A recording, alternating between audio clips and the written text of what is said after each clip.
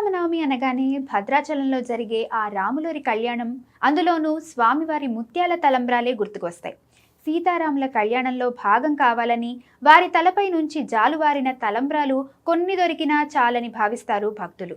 అందుకే సీతారాముల కళ్యాణ తలంబ్రాలను, స్వామివారి ప్రసాదాన్ని భక్తులకు అందించేందుకు భద్రాచలం ఆలయ కమిటీ ఆన్లైన్ ద్వారా భక్తులకు ముత్యాల తలంబ్రాల ప్యాకెట్లను బుక్ చేసుకునే సదుపాయం కల్పించింది. bhadratritemple.telangana.gov.in వెబ్సైట్ ద్వారా బుక్ చేసుకున్న భక్తులకు కళ్యాణం అనంతరం స్వామివారి పవిత్ర ముత్యాల తలంబ్రాలను పంపిణీ చేయనుంది.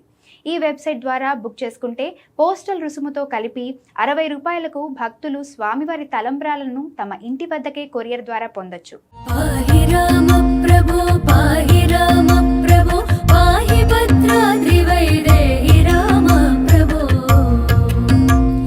వీటితో పాటు మరో 2 రకాల సదుపాయాలను కూడా ఆలయ కమిటీ భక్తులకు అందుబాటులోకి తీసుకొచ్చింది.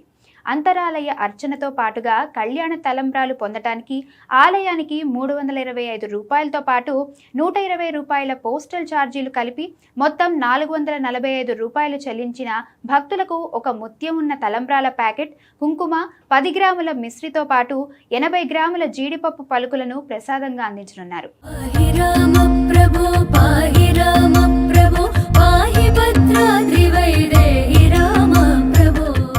ముత్యాల తలంబ్రాలను మాత్రమే పొందాలనుకునే భక్తులు ఆలయానికి 26 రూపాయలతో పాటు 125 రూపాయల పోస్టల్ ఛార్జీలు, మొత్తం 151 రూపాయలు చెల్లించవలసి ఉంటుంది. ఈ నెల 20వ తేదీ వరకు bhadratritemple.telangana.gov.in వెబ్సైట్లో తలంబ్రాల కొరకు బుకింగ్ చేసుకోవచ్చు. మీకు దగ్గరలో ఉన్న పోస్ట్ ఆఫీస్కి వెళితే ఈ సదుపాయానికి సంబంధించి పూర్తి వివరాలు మీరు తెలుసుకోవచ్చు. ఈ అవకాశాన్ని భక్తులందరూ సద్వినియోగం చేసుకొని శ్రీ సీతారాముల కళ్యాణ తలంబ్రాలను, ప్రసాదాన్ని పొంది స్వామివారి కృపను పొందగలరు.